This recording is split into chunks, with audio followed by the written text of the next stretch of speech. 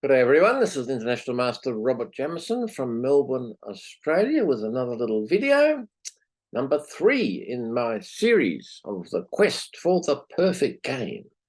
So I've already shown you 2 of my games. The first one I got 6 centi-pawn loss, and the second one I deproved and got 7 centi-pawn loss. So I thought I'd have another go, see how I go this time. I'm playing white. Another 5-minute plus 3-second increment game. And whilst I normally play E4, I thought, let's have a bit of fun. Let's play the English opening. Knight tucks in behind the pawn, and he's got his pawn play going already. I'll just go for my setup. Now he's trying to get in D5 to give him a huge pawn center. What's the problem with putting the pawn on C6 instead of the knight? Answer: the knight would have controlled the D4 square, whereas the pawn does not. Therefore, this is my chance to contest the space in the center. So I play D4. All right, now if he takes me, I can take with the queen, and my queen can't be attacked by knight C6. Not too bad. But he decides to block. All right, he's probably going to throw his kingside pawns at me and attack me, but who cares? My go. All right, I could play E3, but then my bishop's locked in my pawn chain. So I'll do a pin, bishop G5. He does bishop B4. Now, I don't mind if he swaps off that bishop for something, because that's his good bishop, because his pawns are on white, and that bishop's needed to control the dark squares. So I thought I'd play queen B3, put the question to the bishop, see if I can persuade him to take. Now, a strong player would probably not take, might play A5 or knight A6 or queen E7 or something, but he takes. So I go, thanks, I've got the 2 bishops and good chance of controlling the dark squares. D6, all right, E3, so I've got to get my knight out somewhere. D5, well, this is a bit funny. Why would you play D6 on one move and D5 on the next move? Clearly, he needs that pawn on D6 to control some dark squares. He should just castle and get on with it. So maybe my opponent isn't too strong. D5. All right, so what to do? I thought, here's a plan. Let's take his knight. Now, if he takes with the pawn, I've stuffed up his pawn structure. If he takes with the queen, I can take on D5, and he can't take me back because the bishop on C8 is hanging. So, have I won a free pawn? Looks to me like I won a free pawn, thank you. All right, so the poor guy, he's a pawn down. What should he do? Probably castle, get the hell out of there. But not everyone thinks like that. They're thinking, oh my God, I better attack. Look at this, G5. So he's giving himself airy king. He's only got one man out and he's trying to attack me. How do I respond? There's an obvious response. I hope you understand it. So I respond H4. So now clearly, if he blocks, end of his attack, because it's blocked position. If he takes, I take back with the rook. He's got a weak H pawn, a weak F pawn, and if he castles king, so he's going to vary king. And if he plays H6, well, I can still take, and he can't take with a pawn because it's pin. He's got to take with a queen. So it's all good. So I hope you understand about H4 undermining his pawn structure. So he went G4.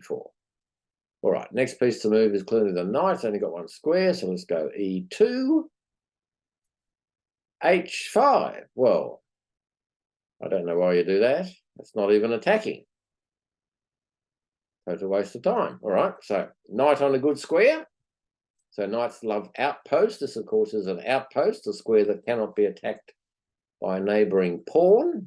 And because he's locked his dark squared bishop, it's going to take him a while to get rid of that knight, if at all. All right, what does he do now? Bishop there. Well, clearly he wants me to take on C6 so he can take with a developing move. What should white play? Let's have a little think for a second. Okay, have you decided on your move? He's threatening to take on D5, perhaps, do a pawn swap, though that activates my knight. I could develop my rook, But as I mentioned in the last video, one of the things you've got to do is look for weak points in his position that you can build up on or attack or threaten or something.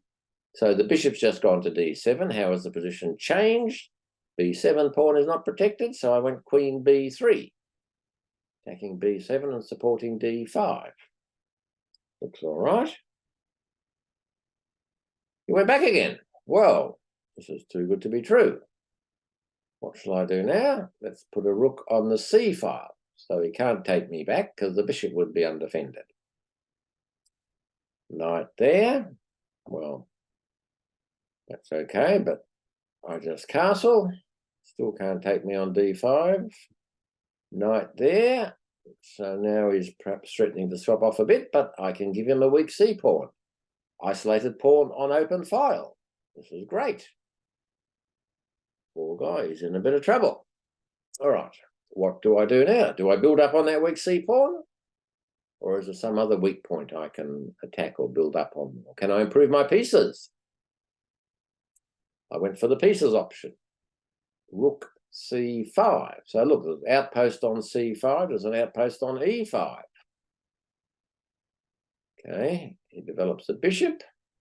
So I go, you beauty, check. Let's see your castle now, mate. Goes king d7. Now, I could bring the other rook in, but I thought, oh, well, let's attack his queen. Queen goes there. Now, is this a boo-boo? Is this a boo-boo? What do you think? I mean, I could play rook here. I gave a little bit of thought to. He'd probably come here to defend his queen.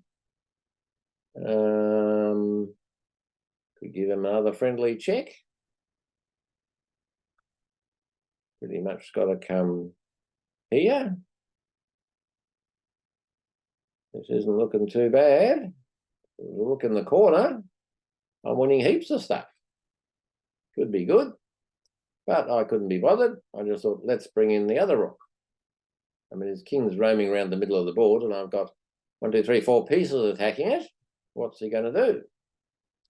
He defends. All right, so let's activate this one now. I can still do all that rook d6 check stuff if I really want to. Knight comes in. Not the world's best move. Why? Because he's blundered a bishop. Thank you for your bishop. All right, now let's finish him off as quickly as we can. What do you think? Got 4 attackers. He's got 3 defenders. My queen's attacked. Do I run away with my queen somewhere? Can't be bothered. Let's just swap the exchange for a pawn. Keep attacking his king. All right, now he has to go to c8. Okay, what do I do now? Haven't quite got a checkmate. But I have a spare bishop down here, not helping. One of the things I tell my students, if you don't know what to do, look at your pieces, find the one that's worst placed, improve it. So bishop f1, threatening bishop a6 check. That's going to be pretty painful. So he went here. Not the best move in the world. Never mind, I don't care. I'm trying to get a low CPL game. Friendly check. Another friendly check. And he gave up because he's only got 1 move here. And then it's thanks for the game. All right. Now, that was a longer game, which makes it harder to get a good CPL. But my opponent wasn't much chop, made a few blunders, certainly made lots of positional blunders, putting all his pawns on white and wasting time with all those pawn moves, but I tailed him up fairly nicely. Chuck it in the live chess. What did I get? No mistakes, no inaccuracies, no blunders. CPL of 12. I'll deprove by 5. Never mind. I think I'd take 12 CPL any day. Anyway, I hope you enjoyed that little game. Give you a few tips on how to destroy your opponent without thinking too much. And I'll catch you in the next video.